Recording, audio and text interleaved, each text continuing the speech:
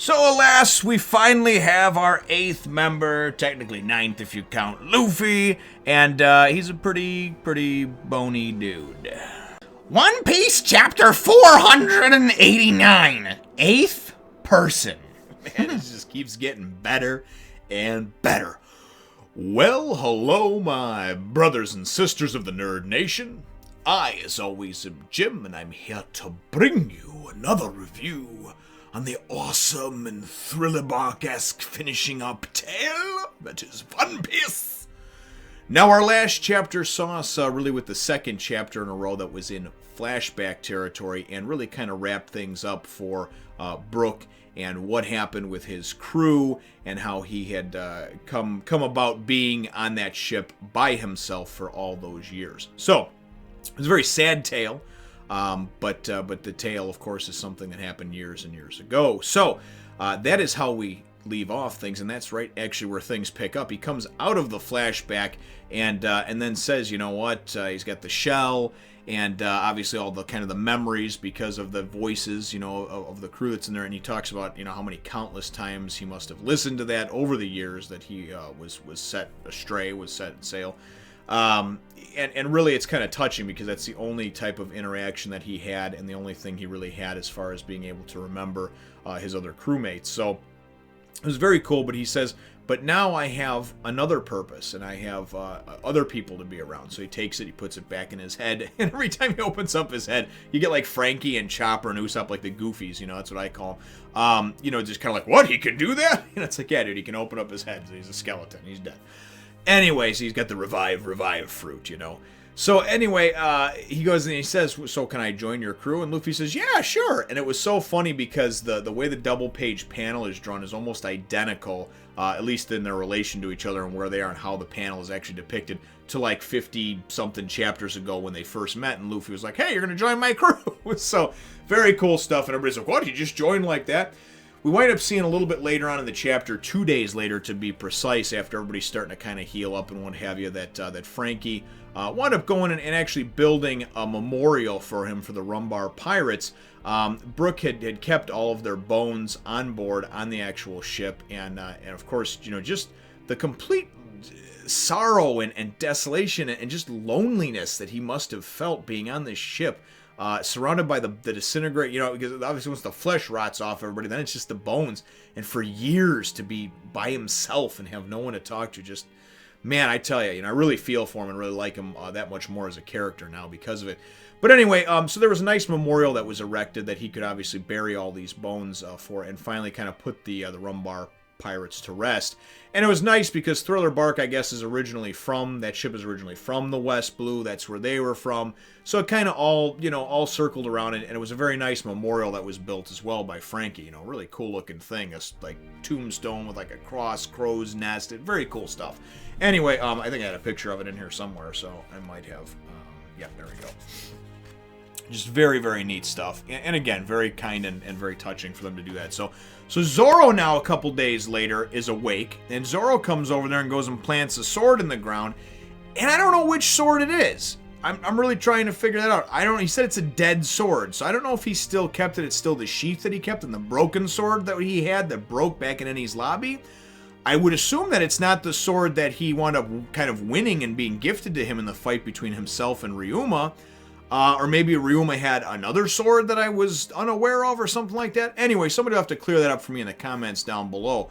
Because I wasn't quite clear on which sword it was. But he goes and he says, you know, this should rest here as well, blah, blah, blah. So then anyway, they have a little talk with each other. And he says, hey, I joined the crew and blah, blah. And Zoro's like, that's your bad luck, buddy. You know, we're definitely a motley bunch of weirdos. So what really got me, though, and this was very cool, is that Lolo the Proposer, we wind up finding out some different things. In the last chapter, we had found out that obviously Ace had been captured and is in Impel Down and awaiting his execution, right?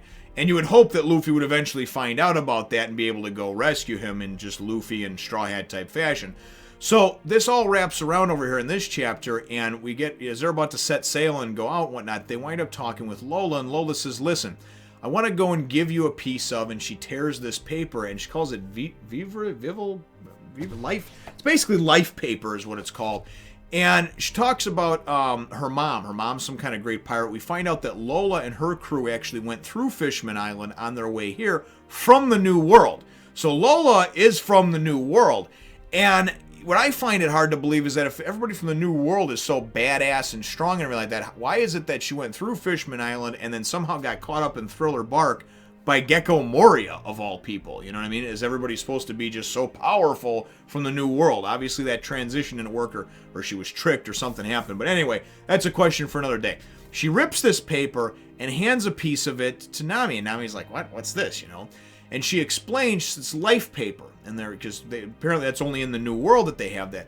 When you take a piece of paper, right, that's given to you by someone, you can rip it and give it to other family members or close people, and what it does is, no matter what, the paper, when you put it down, will always kind of slowly move toward the direction of where that person is. Now, it's not useless, but it's not completely helpful like a map or anything like that, because all it does is point in the direction of the person that gave it to you, right? So she gives it to Nami and says, if you're ever in the New World, because her mother is a famous pirate, supposedly, and that she followed in her footsteps and everything else. They also mentioned something about Fishman Island and hoping to see Empress Hancock, whoever that is. So I don't know if that has any relation to the character that I heard mentioned a couple hundred chapters ago, and not in the story, but I don't know, maybe it was somewhere in the forum. In the comments, or something about Boa Hancock, I think it was. Anyway, I don't know if that's related or the same family member or what, but she mentions, they do mention this Empress Hancock, hoping to maybe see her at Fishman Island, and of course mermaids and everything else that, that Frankie and Sanji, they're all into that, right? So, even though they're fish from the waist down, so you can't do anything but look at their seashell boobs. But, so we wind up, getting that little bit of brief respite and a little bit of explanation. This life paper, though, which I thought was kind of cool, that's given to Nami, she goes and says, so that's obviously, if you're ever in trouble, you can use this to find my mother, and she's going to sign it, basically to vouch for her, to be like, hey, I got this paper, your daughter gave it to me, we cool, right? Which I think is good. It's nice to have a little bit of, an ace in the hole, so to speak, a trump card, a get out of jail free card, so to speak, for when they get to the New World. But that's besides the point. What's cool is then all of a sudden it dawns on Luffy about the paper thing that Ace, way back in Alabasta, gave him a piece of paper. And remember, there's nothing written on it or anything like that, and said, hopefully one day you'll use this to find me and we'll be reunited or whatever. And it was like, what? No, it didn't make any sense at the time. Makes sense now. It's life paper that Ace gave you, right? So anyway, when he takes the paper out of the hat that's been sewn in there for a while or whatever, Nami did that for him hundreds of chapters ago, and he sees that it's kind of like crumpled and burnt up. But supposedly this life paper, no matter what you try to do to it, get it wet, burn it, whatever, it won't disintegrate or whatever. It'll always stay there. It's this life paper. So anyway, so Lola looks at it and says, oh no, is this paper from someone that's dear to you? And Luffy says, well, yes, why? And she says, well, because the condition the paper's in right now means that this person is about to lose their life. I believe that's how she put it. Let me just quote exactly.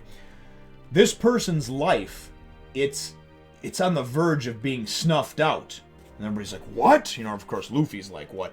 Because the paper itself looks a little bit charred and burnt up in the corner. So apparently the paper itself, the life paper, the neat thing about it is that it can also go and reflect the condition of the person that gave out that life paper that it's attracted or bonded to. So I think it's very cool, very thoughtful, very really inventive. I mean, again, Oda does it again, another, was it 10,000 times now? 10,001? I don't even know. Anyways, that ends the chapter right there. So now we know, or at least I feel like Luffy is going to try to rescue Ace or do whatever he can to get to Ace, and some shit's going to go down, and I think we're actually going to see Impel down. Anyway, the chapter ends off there, though, and that kind of wraps up Thriller Bark. So my chapter question for you, though, brothers and sisters, is thoughts on the actual life paper itself, and also if anybody can throw any guesses out there as to who Lola's mother is. I don't know if they've encountered them yet. If so, please try not to spoil if you can help yourself. And I would certainly appreciate it if you could. But certainly like guesses as to who Lola's mother is. Also, what were your thoughts on the life paper, the explanation of it, how it worked out? Leave your answer to those questions in the comments down below. Feel free to hit the thumbs up, the like button if you should think that I deserve it. And as a matter of fact, in wrapping up Thriller Bark as this was, I may do a separate video on kind of a wrap up, but also, if you don't feel like answering those other questions, let me know what your favorite moment was in Thriller Bark. So that would definitely be a good one as well. And feel free to leave that in the comments down below. Thumbs up, the like button if you think that I deserve it. And subscribe if you haven't done so already. We will look forward to catching all of you in the next arc, Nation. Thanks for watching. Remember to check me out on Facebook and Twitter as well.